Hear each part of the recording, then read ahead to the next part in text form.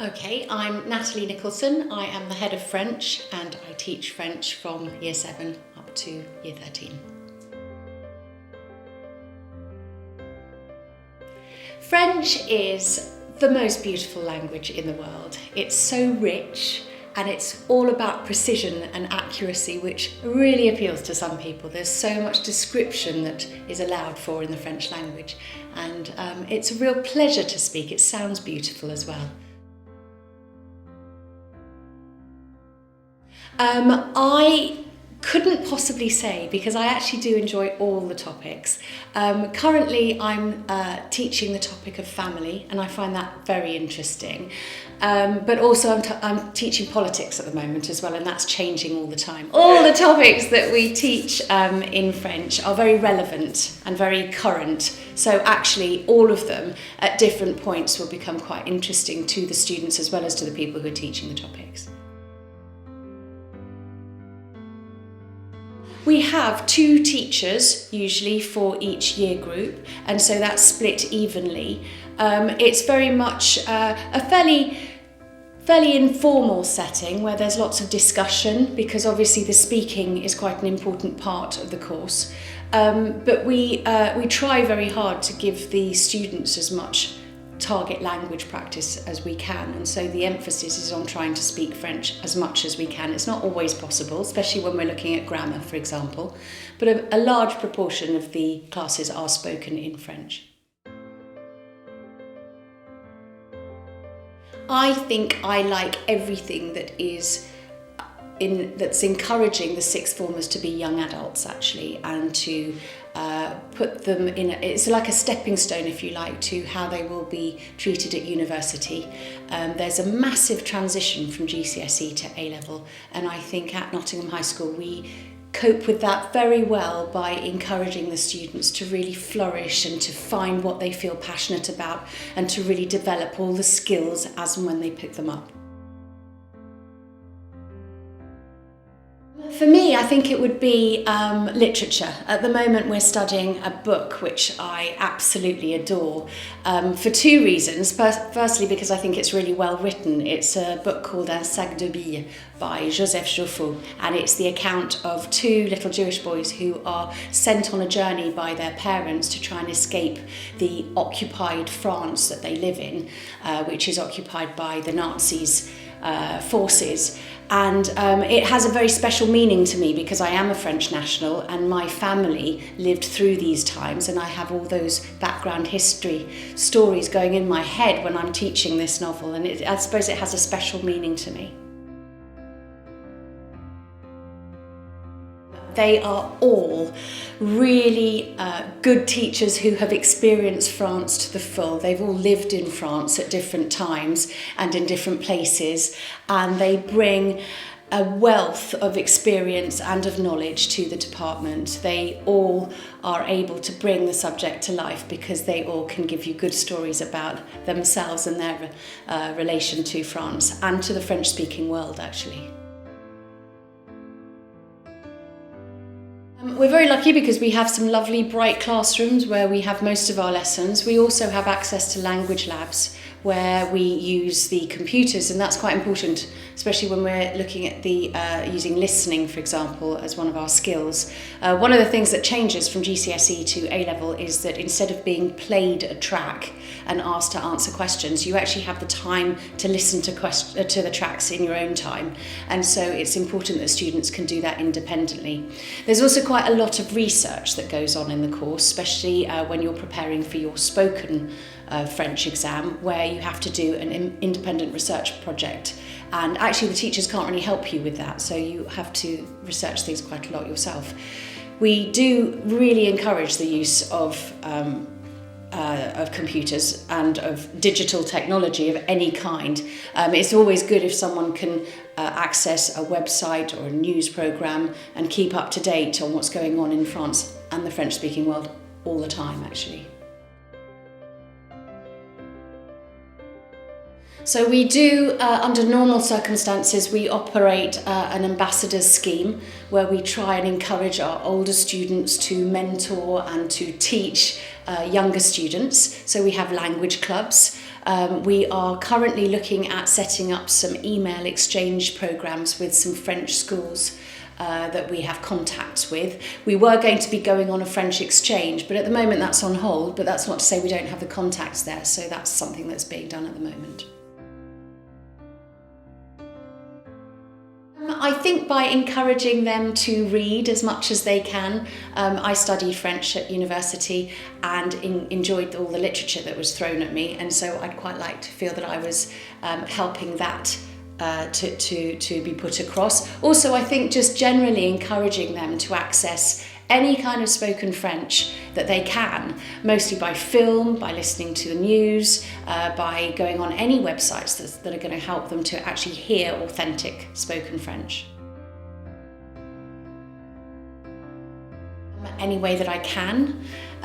We do encourage students to make little films if they can, and to actually find topics in the great big sort of range that we have to study, but to find bits of those topics that are particularly interesting to them, and by researching those further. A lot of it is about looking at the trends that are happening in France and around the world at the moment. And so you'll often find that some students find certain topics more interesting than others, and we encourage them to go and find more in terms of statistics and evidence, and it's all about giving opinions, so debating's really important as well. I think we bring a certain level of authenticity. I'm a French national, for example. We have people who are on hand specifically to help with conversation, so that's really important. We often have a system whereby French nationals who are studying at the local university come in and do extra speaking practice with our students, which is something that we encourage greatly. I think we also encourage anybody who has a love of France themselves to share their experience, and that's something that we then try and put forward in terms of organising trips and exchanges when we can. Well, we have a big emphasis on a Year 7 trip that goes out to France, and that's actually open to everybody in the hope that we encourage lots of people to take French. Further on, we have an exchange visit to Toulouse organised, and that's with a school in Toulouse, with the idea that the students will come back and visit us. And then there are other trips that are hopefully planned for sixth formers, where we go and we spend a few days in various different cities. So we have a good rate of students wanting to go and then study French or linguistics. We have quite a few people who take 2 languages. So to be honest, any modern language is the same sort of positive feel for us.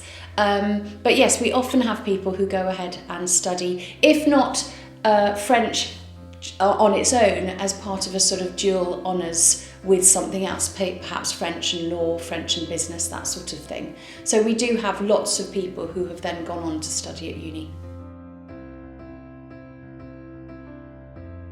I think it's a huge opportunity, because there's no doubt that having a second language on your CV, whether it's to get into university, whether it's to for job application later on, in the world we live in, I think having French as a second language is a real bonus.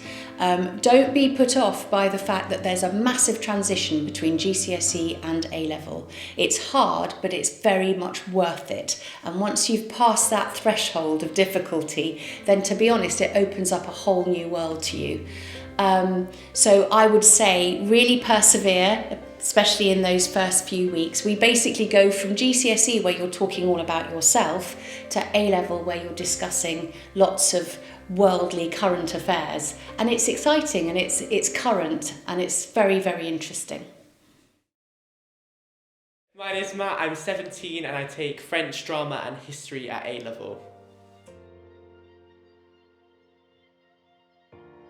I think that French is firstly such a beautiful language, and actually speaking it, I think you just feel so cool because all the sounds are so different from English. But I think also the fact that France and England are separated by a small body of water, but when you get into A-level, you actually realise that they couldn't be two more different countries.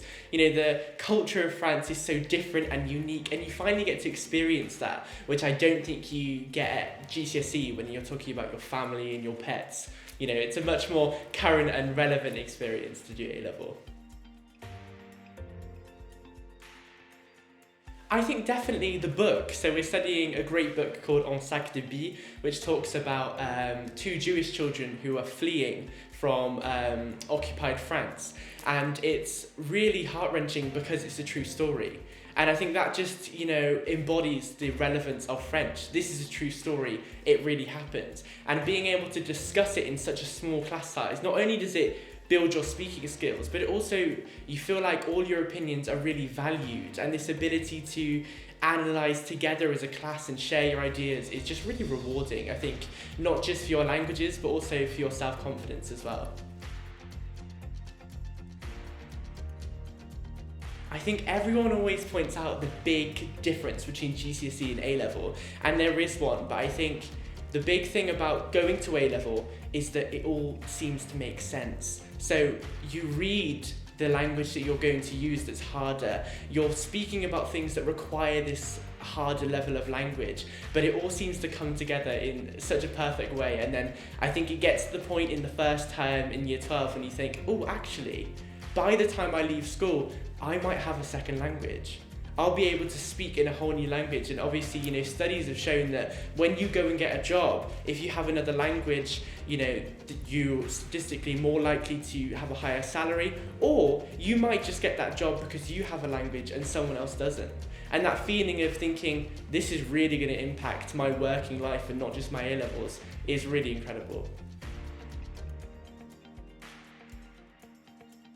Yeah, so French has really good facilities. So we've got big, airy and really well lit classrooms, which we've got for really small class sizes actually. And I think that just sets the tone for the really informal environment and the discussion-based things. But we also have the language labs, which are the computer rooms, which are really important for A-level, because obviously in the listening exam, you're not played the track.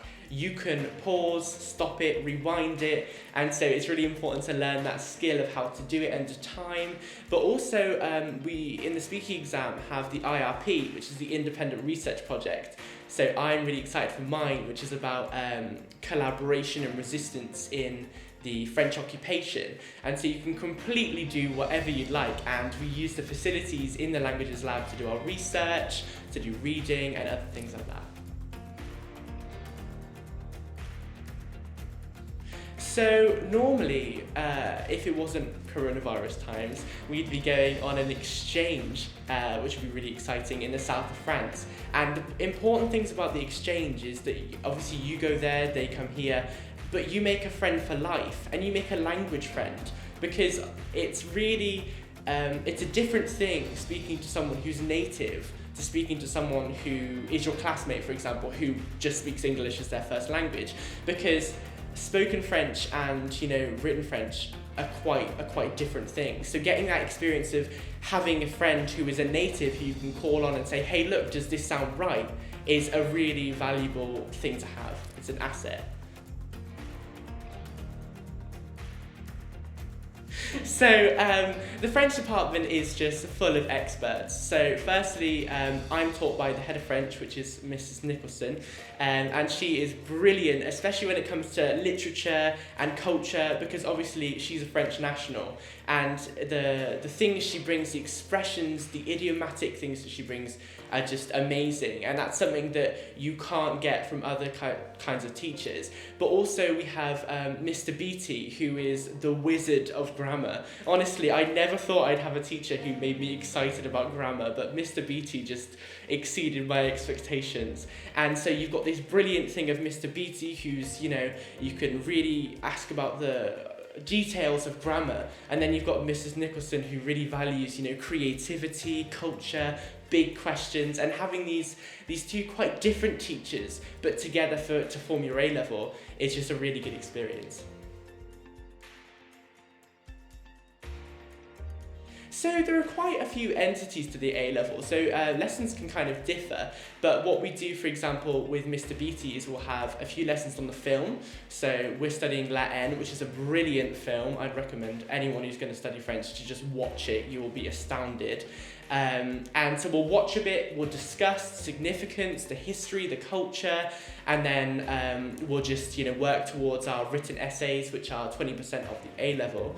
But also we have lessons which centre around the themes that we discuss. So French obviously has 12 themes, and these are big questions. But what you get to do in the other types of lessons, which are based on more kind of exam-based things like summaries and translation, is you're able to have big discussions, but you're also able to find little bits about the things you like. So for example, we study diversity and family as two of our topics, but what really interests me is how all the topics interconnect. So we've got diversity, family and politics, and I found something cool, which was that a really right-wing party in France is attracting loads of gay voters, despite the fact that gay marriage is going to be banned by them. And I think how all the themes come together to give you a full understanding of French culture, what's happening right now, is really cool, and that's what comes into those kind of lessons. We actually don't get that much homework, and I think that's what is really important to stress about French.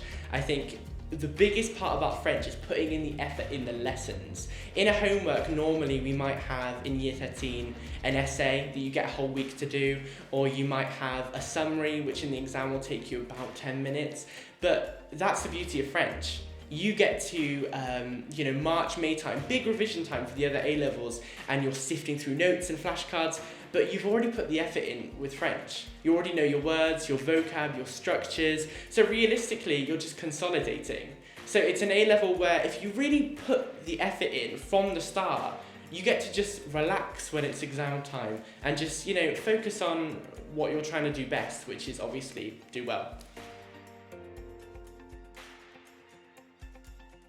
So I would like to go and study history and French as a joint honours, and then after that I'd like to go into public history, like documentary making and book writing.